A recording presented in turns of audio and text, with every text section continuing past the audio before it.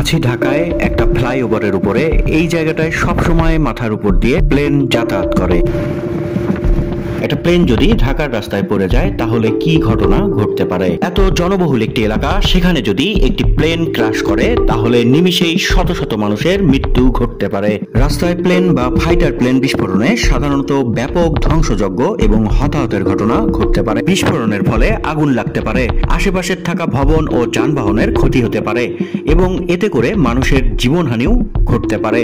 এছাড়াও বিস্ফোরণের ফলে সৃষ্টি শকওয়েভ এবং ধ্বংসাবশেষ আশেপাশে থাকা মানুষ ও সম্পত্তির জন্য মারাত্মক হুমকির সৃষ্টি করতে পারে। দর্শক, আপনারা জানেন ঢাকা শহর একটি জনবহুল মেগা সিটি। এই শহরে প্রতি বর্গ কিলোমিটারে বসবাস করে 34,000 জন। এত জনবহুল একটি এলাকা, সেখানে যদি একটি প্লেন ক্র্যাশ করে তাহলে নিমিষেই শত শত মানুষের মৃত্যু ঘটতে পারে।